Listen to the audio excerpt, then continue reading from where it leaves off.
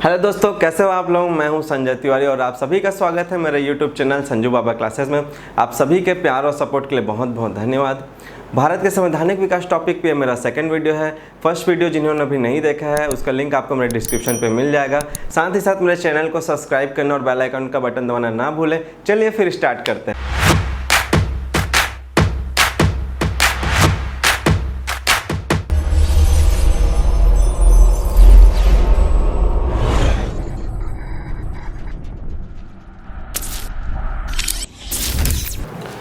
पिछले वीडियो में हम सन 1853 तक के जितने भी एक्ट्स हैं उस पर चर्चा कर चुके हैं। अब इसमें हम 1853 के बाद के सारे एक्ट पे जितने भी अधिनियम हैं उस पर चर्चा करेंगे। जैसा कि मैंने पिछले वीडियो में बताया था कि भारत में ईस्ट इंडिया कंपनी का शासन सन 1773 से लेकर के 1858 तक चलता है। उसके बाद 1858 से लेकर 1947 तक भारत में ब्रिटिश ताज का शासन चलता है। ठीक है, इसी में हम जो पहला एक्ट देखेंगे वो है 1858 का भारत शासन अधिनियम।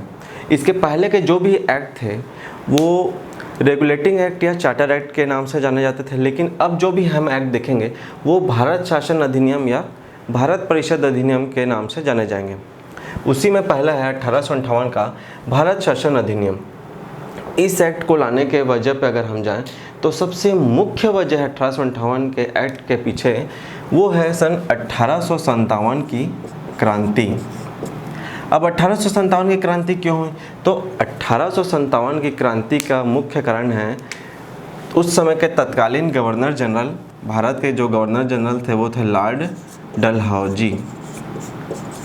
डलहौजी जो अपनी हड़प नीति के कारण बहुत प्रसिद्ध हो चुके थे, उनसे जितने भी अपने जो भारतीय रियासत हैं वो बहुत अधिक परेशान हो चुके थे। साथ ही अंग्रेज़ों के जो आर्थिक शोषण, राजनीतिक शोषण है उससे भारत देश की जनता भी बहुत असंतुष्ट थी, जिसका परिणाम हमें 1857 की क्रांति में देखने को मिले।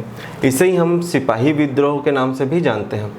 तो 1857 की क्रांति से एक बात तो स्पष्ट हो गया कि अब भारत देश में ईस्ट इंडिया कंपनी का शासन नहीं चल सकता।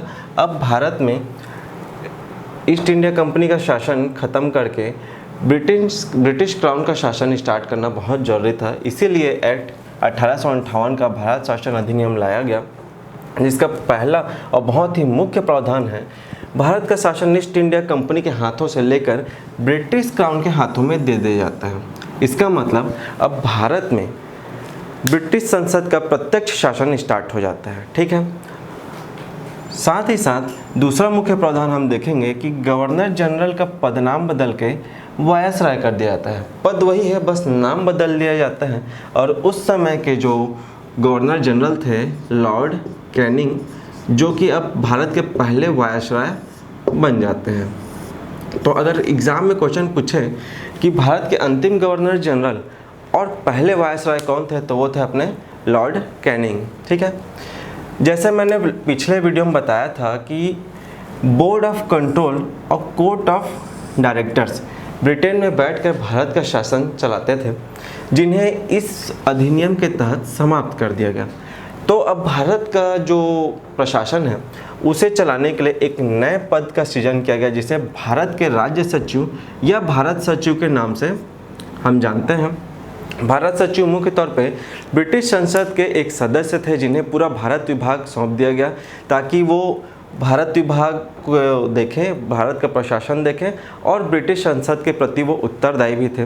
तो वो अकेले तो संभाल नहीं सकते थे पूरे भारत देश को, तो उनकी सहायता के लिए एक 15 सदस्यीय परिषद की स्थापना की गई, जो एक सलाहकारी समिति थी। ठीक है, ये थे हमारे 1858 के भारत शासन अधिनियम। अगर हम इसके प्रावधानों पर ध्यान दें तो सबसे बड़ा प्रावधान तो यही है कि भारत में बहुत बड़े प्रशासनिक बदलाव हम देखते हैं, जिसमें ईस्ट इंडिया कंपनी का शासन समाप्त हो जाता है और ब्रिटिश संसद का प्रत्यक्ष शासन स्टार्ट हो जाता है। अपने जो वायसराय हैं वो ब्रिटिश क्राउन के एक प्रतिनिधि के तौर पे भारत में शासन संभालते हैं। और साथ ही जो एक दोहरा प्रशासन चलता था, बोर्ड ऑफ कंट्रोल और कोर्ट ऑफ डायरेक्टर्स, ठीक है, वो भी समाप्त हो जाता है। अब भारत सचिव ब्रिटेन में बैठ करके भारत का शासन संभालते हैं वायसराय की सहायता से। ठीक है, ये मुख्य प्रावधान हमें 1858 के भारत शासन अधिनियम से देखने को मिलते हैं। ठीक है, अब हम अगला अधिनियम देखेंगे 1861 का भारत परिषद अधिनियम। इस एक्ट को लाने के हम पीछे के जो कारण में अगर जाएं तो सन 1857 की क्रांति के बाद से भारत में बहुत जागरूकता आ जाती है, राजनीतिक जागरूकता स्टार्ट हो जाती है और भारतीयों की मांग होती है कि हमें भी प्रशासन में प्रतिनिधित्व करने का मौका दिया जाए। इसीलिए भारत शासन अधिनियम 61 का भारत परिषद अधिनियम लाया जाता है और इसका कारण ये है कि अब ब्रिटिश जो संसद है वो भारतीय जनता को अपने विश्वास में लेना चाहती है कि हम आपके भले के लिए शासन कर रहे हैं। तो पहला प्रावधान इसमें यह लाया जाता है कि इसमें कानून बनाने की प्रक्रिया में भारतीय प्रतिनिधियों को भी शामिल किया जाता है। कैसे शामिल किया जाता है? तो जो वायसराय की जो कार्यकारिणी परिषद थी उसका विस्तार किया जाता है और वायसराय को यह अधिकार दिया जाता है कि वो भारतीय प्रतिनिधियों को भी अपने परिषद में मनोनीत कर सकते थे। ठीक है, साथ ही दूसरा प्रावधान हम देखें इस अधिनियम में तो बम्बई तथा मद्रास के जो गवर्नर जनरल थे उन्हें उनकी विधायी शक्तियाँ फिर से वापस कर दी जाती हैं, पुनः वापस कर दी जाती हैं, जो कि उनसे सन 1833 के एक्ट से ले ली गई थी। इसका मतलब ये है जैसे अभी हमारे केंद्र सरकार भी नियम कानून बनाती है और साथ ही साथ हमारे जो राज्य सरकार हैं वो भी अपने अपने राज्यों में नियम कानून बनाते हैं। उसी की तरह 1833 में क्या किया गया था कि अपने गवर्नर जनरल को ही पूरे संपूर्ण भारत के नियम कानून को बनाने की शक्ति दे दी गई थी, जो एक कठोर केंद्रीकृत शासन की शुरुआत थी। लेकिन यहाँ पे फिर से बम्बई तथा मद्रास को उनकी विधायी शक्तियाँ वापस दे दी जाती हैं, जो कि एक विकेंद्रीकृत शासन की शुरुआत है। ताकि विकेंद्रीकृत का मतलब है केंद्र अपना शासन चला सकती है, साथ ही साथ जितने भी जो राज्य हैं या प्रेसिडेंसी हैं वो भी अपने नियम कानून बना सकते थे। अगर केवल केंद्र नियम कानून बनाए तो वो केंद्रीकृत शासन है, लेकिन साथ ही राज्यों को भी अपने नियम कानून बनाने की शक्ति होती है तो वो एक विकेंद्रीकृत शासन होता है। ठीक है, अगला प्रावधान हम देखते हैं कि लॉर्ड कैनिंग के द्वारा पोर्टफोलियो प्रणाली की शुरुआत की जाती है। ये पोर्टफोलियो क्या है? पोर्टफोलियो का मतलब होता है विभागीय प्रणाली। जैसे कि हम अभी देखते हैं कि जो भी अपने केंद्र सरकार के मंत्री हैं, कोई रक्षा मंत्री है, कोई स्वास्थ्य मंत्री है, एक अलग अलग विभाग के अलग अलग मंत्री होते हैं, तो वहाँ इसकी शुरुआत लॉर्ड कैनिंग के द्वारा इसी समय की गई थी। इसे ही पोर्टफोलियो या विभागीय प्रणाली कहते हैं। ठीक है, और बहुत ही इम्पॉर्टेंट प्रावधान इसमें हम ये देखेंगे कि वायसराय को अध्यादेश जारी करने की शक्ति दी जाती है। अब ये अध्यादेश क्या है? हम देखते हैं कि जो भारतीय प्रतिनिधियों को भी संसद में मनोनीत किया जाता है। अब ऐसा हो सकता था कि ये भारतीय प्रतिनिधि कोई भी कानून बनाने में रुकावट पैदा कर सकते थे, इसलिए अंग्रेज़ों ने दिमाग लगाया कि आपातकाल में वायसराय को शक्ति दे दी गई अध्यादेश जारी करने की। अध्यादेश भी एक पारित किए हुए कानून की तरह ही होता है जिसकी अवधि 6 माह तक होती थी। तो ये थे अपने 1861 के भारत परिषद अधिनियम के सभी मुख्य प्रावधान। इसके हम प्रभावों को देखें तो सबसे पहला तो अभी जो हमारे देश के राष्ट्रपति अध्यादेश जारी करते हैं, अनुच्छेद 123 के तहत हमारे देश के राष्ट्रपति को भी अध्यादेश जारी करने की शक्ति प्राप्त है, वो हम यहीं इसी अधिनियम से देखते हैं। दूसरा, हमारे देश में अभी जो विभागीय प्रणाली है उसे भी हम यहीं से देखते हैं, इसीलिए लॉर्ड कैनिंग को विभागीय प्रणाली का जनक भी कहा जाता है। ठीक है, तो ये अभी इसके सारे महत्वपूर्ण प्रावधान हैं। इसके आगे हम देखेंगे शाही उपाधि अधिनियम सन 1876 के बारे में। ठीक है, तो ये कोई मुख्य अधिनियम नहीं है, इसमें अपने को 1-2 पॉइंट ही बस याद रखने हैं। जिसमें पहला प्रावधान था कि 28 अप्रैल 1876 को एक घोषणा के माध्यम से ब्रिटेन की जो महारानी है विक्टोरिया, उसे भारत की साम्राज्ञी घोषित कर दिया जाता है। ठीक है, इसी के ही कारण इस अधिनियम का नाम भी शाही उपाधि अधिनियम रखा गया। ठीक है, दूसरा प्रावधान ये था कि जो भारत की कार्यकारिणी परिषद है उसमें एक 6ठे सदस्य की नियुक्ति की जाती है और उन्हें लोक निर्माण विभाग का कार्य सौंपा जाता है। ठीक है, बस यही 2 अधिनियम प्रावधान इस अधिनियम में अपने को याद रखने हैं। और उसके बाद हम जो अगला जो अधिनियम देखेंगे वो है 1892 का भारत परिषद अधिनियम। अब इस भारत परिषद अधिनियम 1892 के पृष्ठभूमि में हम जाएं तो उस वक्त तक भारत में कांग्रेस की स्थापना हो चुकी थी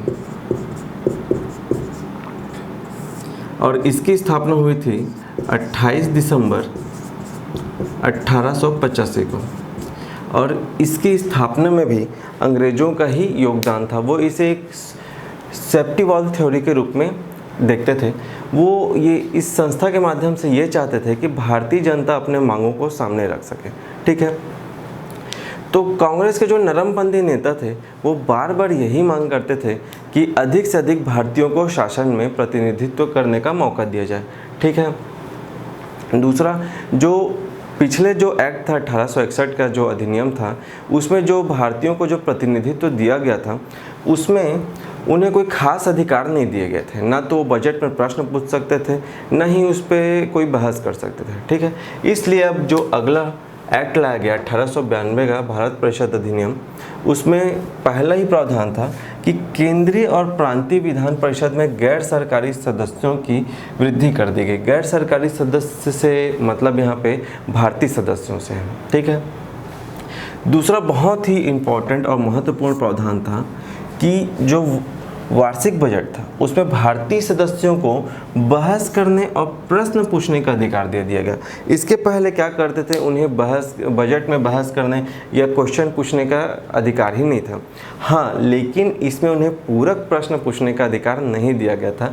पूरक प्रश्नों का मतलब है कि उन्होंने कोई क्वेश्चन किया, उसका आंसर मिला तो उसमें वो रिपीट क्वेश्चन नहीं कर सकते थे। इसलिए और अगला जो प्रावधान हम देखते हैं बहुत ही इम्पॉर्टेंट है कि यहाँ से निर्वाचन पद्धति का आरंभ होता है इस 1892 भारत परिषद अधिनियम के तहत। हालांकि अभी ये निर्वाचन अप्रत्यक्ष निर्वाचन है। ठीक है, तो अगर हम इसके प्रभावों को देखें तो भारत में पहली बार निर्वाचन की शुरुआत हम इसी 1892 के भारत परिषद अधिनियम से ही देखते हैं। ठीक है, अब अगला जो हम देखेंगे वो है 1919 का भारत परिषद अधिनियम, जिसको हम मार्ले मिंटो सुधार के नाम से भी जानते हैं। अब यहाँ पे जो ये मार्ले मिंटो है वो एक इंसान नहीं है, वो अलग अलग इंसान है। मार्ले हैं ब्रिटेन में भारत सचिव और मिंटो हैं भारत के वायसराय। इस अधिनियम के पृष्ठभूमि में हम जाएं तो इस अधिनियम को क्यों लाया गया, तो हम देखते हैं कि 1919 में जो भारत परिषद अधिनियम लाया गया तो 1905 में हो चुका था भारत और बंगाल का विभाजन। उसके बाद 1908 के आते आते बाल गंगाधर तिलक का जो स्वदेशी आंदोलन था वो भी अपने चरम पे पहुंच चुका था। साथ ही साथ बहुत सारे राष्ट्रीय आंदोलन बहुत ही मतलब बयार में थे, भारत में राष्ट्रीय आंदोलन चल पड़े थे। तो मार्ले और मिंटो ने एक दिमाग लगाया, वो चाहते थे डिवाइड एंड रूल, मतलब वो बांटना चाहते थे और राष्ट्रीय आंदोलन को कमज़ोर करना चाहते थे। इसीलिए उन्होंने 1919 का भारत परिषद अधिनियम लाया गया। अब उन्होंने कैसे डिवाइड किया वो देखते हैं। पहला ही प्रावधान था मुस्लिम समुदाय को पृथक प्रतिनिधित्व प्रदान कर दिया गया। पृथक प्रतिनिधित्व का मतलब है पृथक निर्वाचन। इससे हम क्या समझते हैं, अभी भी जो चुनाव में सीट रिजर्व होते हैं उसमें सिर्फ उसी वर्ग का व्यक्ति ही चुनाव लड़ सकता है, लेकिन वोट तो सभी डाल सकते हैं। लेकिन उस समय ऐसा था कि अगर मुस्लिम समुदाय को पृथक प्रतिनिधित्व दिया गया तो चुनाव भी मुस्लिम वर्ग का ही व्यक्ति लड़ सकता है और वोट भी मुस्लिम वर्ग के व्यक्ति ही डालेंगे।